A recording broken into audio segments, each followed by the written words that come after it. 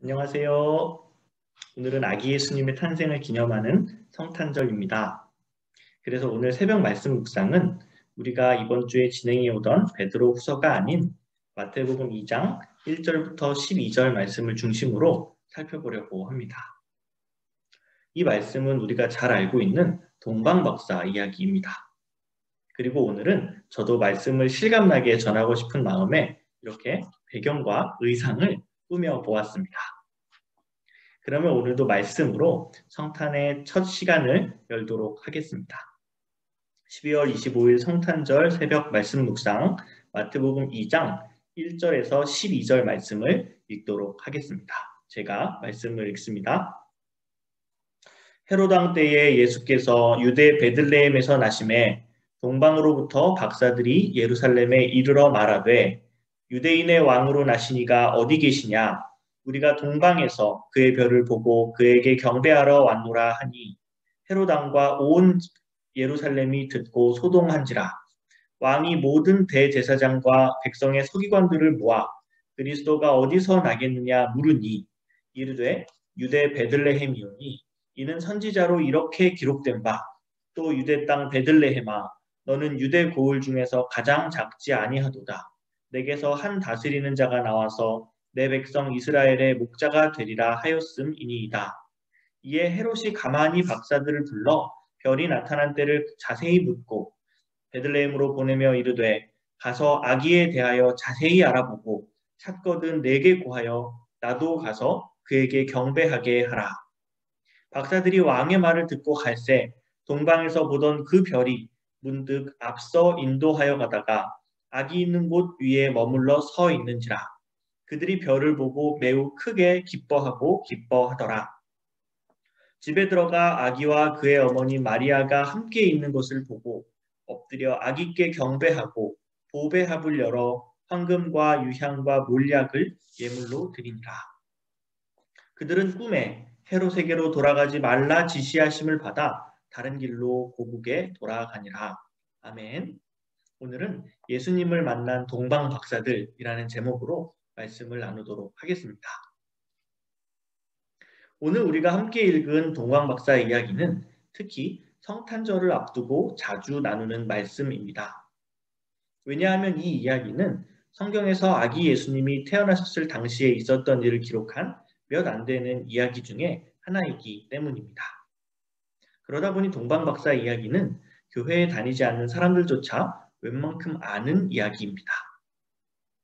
그렇다면 우리는 왜 그럼에도 불구하고 아기 예수님의 탄생을 기념할 때마다 이 말씀을 묵상할까요?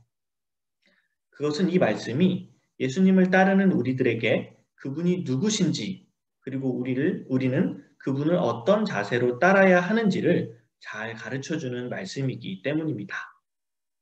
이것은 아무리 반복해도 지나치지 않은 우리의 신앙의 기준과도 같은 내용들인 것이죠.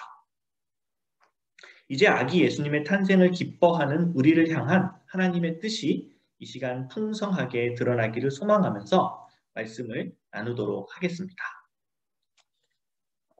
오늘 우리가 함께 읽은 본문에는 두 부류의 사람들이 나옵니다. 그것은 바로 동방 박사들과 예루살렘에 있던 유대의 종교 지도자들이었습니다. 사실 우리는 동방 박사들이 정확하게 어디서 온 사람들인지 뭘 하는 사람들인지 정확하게는 알 수가 없습니다. 성경에 이 사람들에 대한 자세한 정보가 나오지 않기 때문입니다.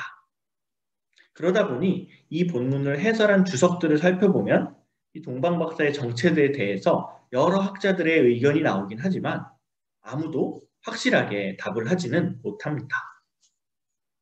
물론 우리는 그들이 유대를 기준으로 할 때 동쪽의 어느 먼 지역에서 온 이방인이었다는 사실과 그들이 별을 관찰하는 일을 하는 점성술사였다는 정도의 사실만 알아도 본문이 의도하는 것을 이해하는데 큰 어려움은 없습니다.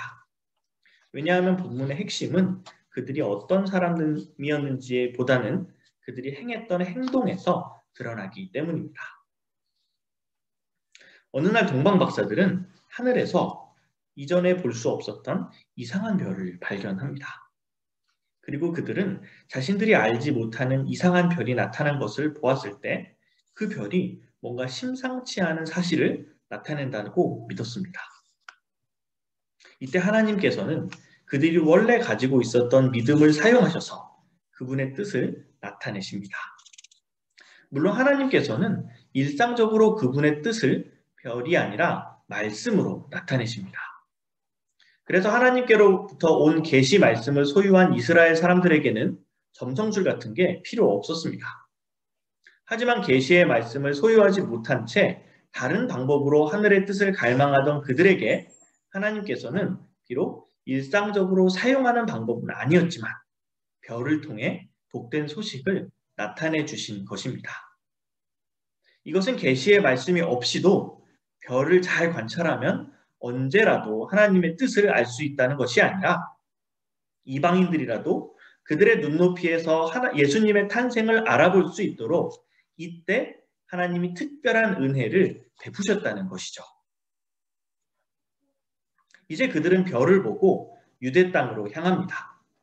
그 이상한 별이 한 민족, 한 나라 정도가 아니라 온 땅을 구원하실 왕의 탄생을 알리는 별이라는 결론을 내리고 그들은 그 왕을 만나기 위해 별이 떠 있는 방향에 있는 유대 땅으로 향한 것이죠.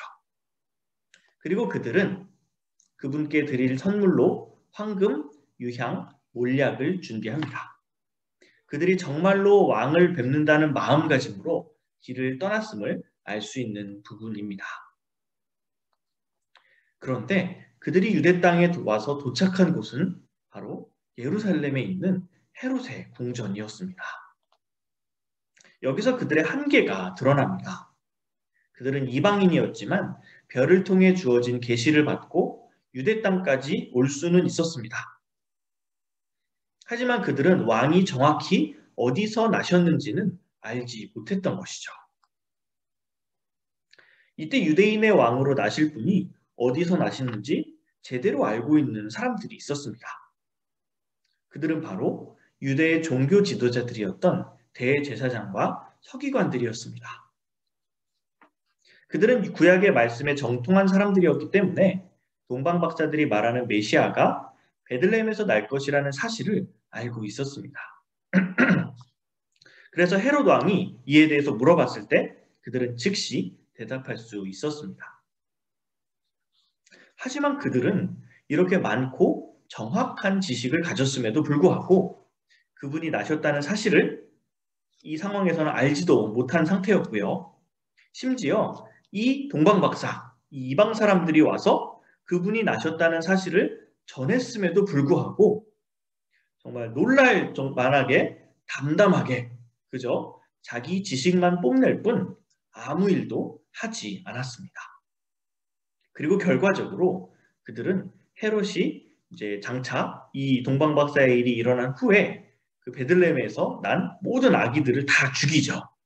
이제 그 헤롯이 굉장히 권력욕이 강한 사람이었기 때문에 자기가 다스리는 땅에서 다른 왕이 난다는 것을 도저히 용납할 수가 없었던 것이죠.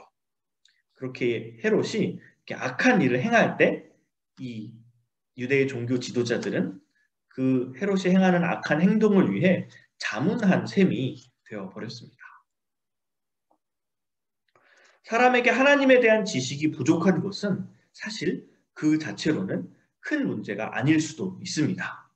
왜냐하면 하나님을 사랑하고 그분의 뜻을 갈망하는 사람들에게 하나님께서는 부족한 것 이상으로 깨닫게 하시고 은혜를 부어주시기 때문입니다. 동방박사들은 비록 이방인으로서 하나님의 계시에 대한 지식은 부족했지만 별이라고 하는 어찌 보면 흐릿한 계시 외에 의존할 게 없었음에도 결국 예수님을 만나는 감격을 누렸던 것입니다. 반면에 예루살렘에 있었던 대제사장과 서기관들은 메시아에 대해 별 관심이 없었습니다. 그분이 오셔서 행하실 일들을 기대하고 갈망하는 것이 아니라 현재의 삶과 자신의 지위에 이미 만족하고 안주하고 있었기 때문입니다. 그리고 결국 그들은 예수님 때문에 감격을 누리기는커녕 그분을 대적하는 일에 동원되고야 말았던 것입니다. 사랑하는 사명의 교회 성도 여러분, 우리는 성탄절을 맞이해서 2000년 전 이 땅에 아기로 오신 예수님의 탄생을 기뻐하고 있습니다. 그리고 그 예수님을 우리의 삶의 자리에 모시고 늘 그분과 동행하기를 바라고 있습니다. 예수님을 만나는 것은 어려운 일이 아닙니다. 그것은 적어도 우리가 지금 얼마나 준비되고 하나님에 대해서나 성경에 대해 얼마나 많이 알고 있느냐에 달려있는 문제는 아닙니다. 하나님에 대한 단 하나의 지식, 성경에 단 한 절만 알고 있더라도 우리의 삶을 그 말씀에 의지해서 살아가는 것, 그것이 바로 예수님을 만나는 방법입니다. 반면에 내가 하나님에 대해 더 알고 나면 또 더 배우고 나면 그때서야 내가 그것을 실천하겠다, 행동하겠다 하는 것은 아직 그분을 우리의 주님으로 모셔드리지 못한 모습입니다. 구약에 정통했던 대제사장과 서기관들은 자신들의 지식 자체에 만족하면서 오히려 예수님 앞에 겸손히 나아가지 못했음을 우리는 본문 말씀을 통해 발견할 수 있기 때문입니다. 예수님은 자기가 살기 위해 백성을 죽이는 그런 헤롯과 같은 왕이 아니라 백성을 살리기 위해 자기 목숨을 내어주신 자비하신 왕이십니다. 우리 모두가 각자의 상태와 형편에 상관없이 그 예수님을 만나고 오늘 예수님 안에서 삶의 기쁨과 만족을 회복하게 되기를 소망합니다. 이 시간 우리 같이 몇 가지 기도 제목을 좀 나누도록 하겠습니다. 먼저는 주님의 오심을 기념하는 이 성탄에 이 땅을 살아가는 많은 이들이 정말 그 주님의 오심을 통해서 그들의 삶에 있는 여러 어려움과 힘든 일들에도 불구하고 위로와 기쁨을 누릴 수 있도록 그 위로와 기쁨의 이름 되시는 주님을 만날 수 있도록 같이 기도했으면 좋겠습니다. 이 일을 위해서 또 우리 교회를 사용해 주시도록 같이 기도했으면 좋겠고요. 또 여전히 기승을 부리고 있는 코로나19의 확산이 속히 저지되고 사람들이 일상을 찾을 수 있도록 기도했으면 좋겠습니다. 특별히 이제 건강의 부분이나 또 재정적인 부분에 어려움 겪고 있는 사람들을 위해서 또 이 일을 위해 계속해서 묵묵히 섬기고 있는 의료진과 관계 당국을 위해서도 기도했으면 좋겠습니다. 또 우리 교회를 위해서 기도했으면 좋겠는데요. 우리 교회의 새해 사역 준비가 원활하게 진행되도록 또 모든 성도님들과 지역 사회 또 선교지를 잘 섬기는 그런 교회가 될 수 있도록 교회를 위해서도 같이 기도하는 시간 가졌으면 좋겠습니다. 이 시간 제가 마무리 기도하고 각자 기도의 자리로 나아가도록 하겠습니다. 기도하시겠습니다. 하나님 감사합니다. 정말 2000년 전 아기 예수로 오시고 우리에게 영원한 소망과 영원한 기쁨과 영원한 감사의 제목이 되어주셔서 감사합니다. 주님, 저희들 비록 주님에 대해서 많이 알거나 정말 주님을 따르는 길이 어떠한 것인지 깊이 알지는 못하더라도 정말 주님께서 우리에게 가르쳐 주신 그 하나의 말씀, 그 하나의 그 드러난 뜻으로도 저희들이 반응하고 저희들이 행동하고 저희들이 주님을 따르고자 하는 그러한 마음을 부어 주시옵소서. 하나님, 이 이방인이었던 동방 박사들이 비록 흐릿한 계시였지만 그 별을 따라서 정말 주님의 인도하심을 따를 때에 정말 온 세상을 구원하신 그 만왕의 왕 예수 그리스도를 만나 뵙고 정말 그분 안에서 기뻐하고 또한 기뻐한 것을 저희들 봅니다.